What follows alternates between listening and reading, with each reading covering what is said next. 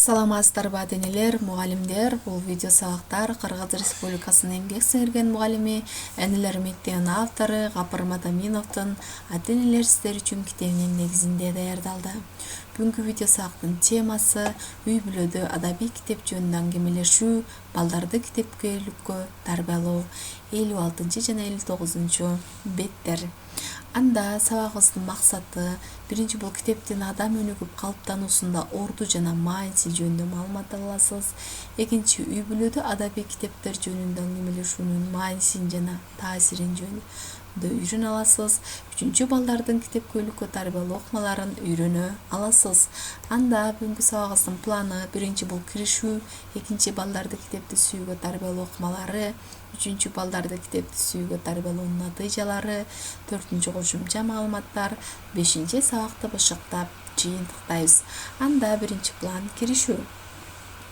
Балдарыбызды адамгерчиликтүү, ыймандуу, акыл эстүү, боорукер кылып тарбиялоонун бир чоң каражаты бул адабий китеп болуп эсептелинет экен.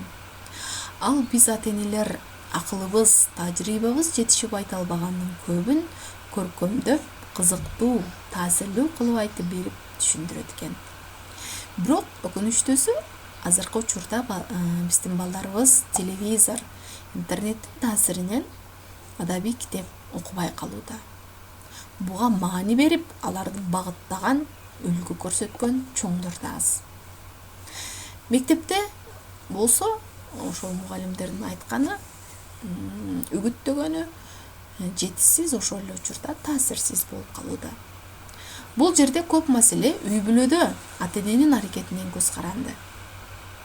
Демек ошол балаңыздын китепкөй болушу, китепти сүйгөн бир инсан болушу дагы бул сиздин аракетиңизден көз каранды экен. Максим Горький мен өзүмдөгү бардык жакшы сапаттар үчүн китепке милдеттүүмүн деп айткан экен. Бул сөзүнүн ичинде китептин ушунчалык улуулугу, маанилүүлүгү терең камтылган. Анда кийинки планга келели. Балдарды китепти сүйүүгө тарбиялоо ыкмалары. Биринчи бул, эң биринчи ата-энелер өздөрү китептин маанисин туура жана терең түшүнүп, китепти сүйүүнүн, ага кызыгуунун жана этият мамиле кылуунун үлгүсүн көрсөтө билүүсү зарыл. Бул жерде сөз чакырат, үлгү ээрчитет деген макал эске келет. Демек ошол китепкөйлүктүн, китепти сүйүүнүн, ага этияттык мамиле кылуунун үлгүсүн сиз көрсөтүшүңүз зарыл экен. Экинчи, үй бүлөдө атайын китепкана түзүү. Ар бир үй бүлөдө өзүнчө үй бүлөлүк китепкана болушу керек. Жана ал китепкана көргөзмө үчүн эле эмес, ошол үй бүлө мүчөлөрү тарабынан сүйүлүп, этияттык мамиле менен окулган китептер болушу керек. Жана ошол үй бүлөлүк китепканада ошол балдарыңыздын жаш өзгөчөлүгүн, кызыгуусун, шыктануусун жана жөндөмүн эске алган адабий китептер болушу керек. Бул ушул китепте Ата-энелер сиздер үчүн китебинде балдардын жаш курагын эске алып сунуш кылынган айрым адабий китептер бар. 98 жана 101 беттерден ал жөнүндө маалымат алсаңыздар болот. Үчүнчү, алыска сапарга чыкканда балдарыңызга китеп белек алып келүү. Биз алыска сапарга чыкканыбызда негизинен балдарыбызга кийим-кече же болбосо таттууларды алып келген бизге адатка айланган. Демек мындан кийин ушул алыска сапарга чыкканыңызда балдарыңызга китеп белек алып келүүнү адатка айландырыңыз.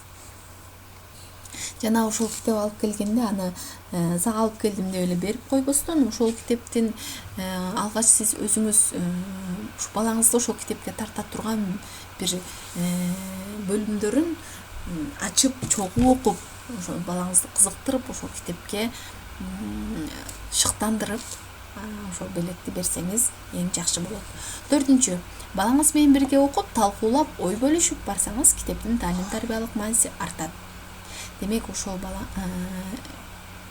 балаңыз менен китепти бирге окуп, ошонун мазмунун талкуулап, ой бөлүшүп, балаңыздын ошол китептин ички мазмуну жөнүндө ой толгоосун сурап, ушундай аракеттерди жүргүзүү бул ошол китептин дагы таалим тарбиялык мааниsin арттырат экен.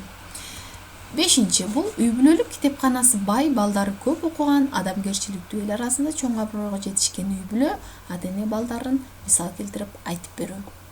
Демек, айылыңызда болобу, шаарыңызда болобу, досторуңуздун арасында болобу, ушул үй бүлөлүк китепканасы бай, балдары ушундай китеп көп окуган, эл арасында ошол китепкөйлүгү менен чоң абройго ээ болгон үй бүлөлөр жөнүндө жана алардын балдары жөнүндө мисалдарды келтирип айтып берүү.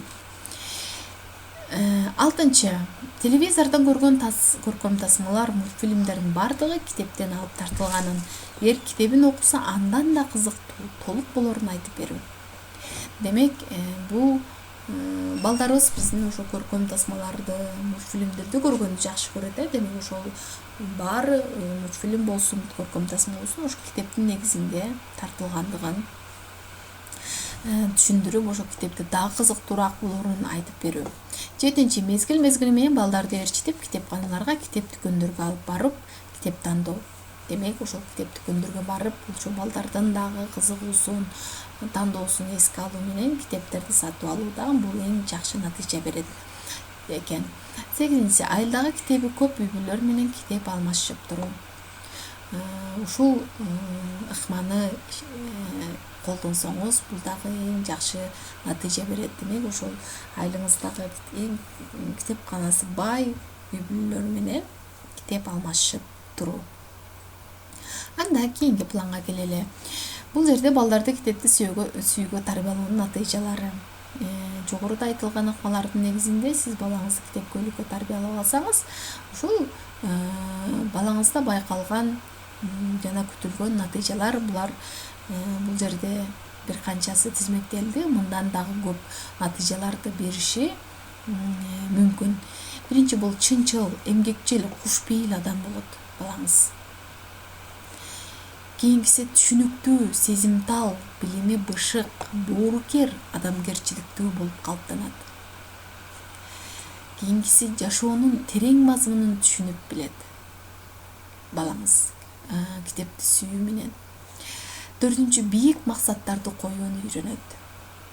Бул адабий китептер демек бийик максаттарды коюуга да үйрөтөт экен.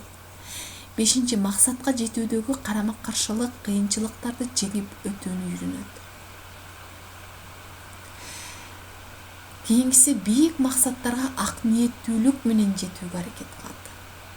Ошол коюлган бийик максаттарына ак ниеттүүлүк, ак жолдор менен жетүүгө аракет кылат экен. Кийинкиси ой жүгүртүүсү, ойлонуусу, түшүнүк деңгээли өсөт.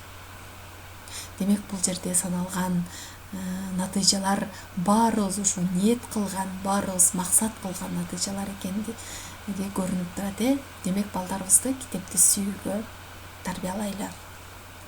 Анда кийинки планга келели. Бул жерде кошумча маалыматтар баарыбыз билсек керек. Жусуп Баласагындын Кут алчу билим чыгармасын. Ушул Кут алчу билим чыгармасында ушул билимдин көп окугандыктын маанисин жана бул жерде улуулугун көрсөткөн саптары берилди. Адамзатты жаратты жандан артык, акыл билим өнөрдү бирди калпып. Ак пейил тилди ойду кошо берди, жаркын жүз жакшынакай келбетиңдү. Билим берди адамзат улуу болду, окуу менен көп ачты сырдуу жолду. Кудайым акыл билим кимге берсе, ак жолун ачып турар миң сан эсе. Билим бийик түгөнбөс окуу улук, адамда ушул эки артыкчылык. Бул сөздүн тактыгына өтөм күбө, акылдан каалашыңча алгын үрө. Окугандар акылдуу улук болор, билимдүүгө түгөнбөс байлык конор. Билимдин маанисин бил, айтканын ук, акыл ал ар баледен кутулуп чык. Бул саптарда ушул окуунун, билимдин ушул адамдын жашоосундагы аябай чоң мааниси камтылганын байкасаңыздар керек. Анда кийинки планга келели.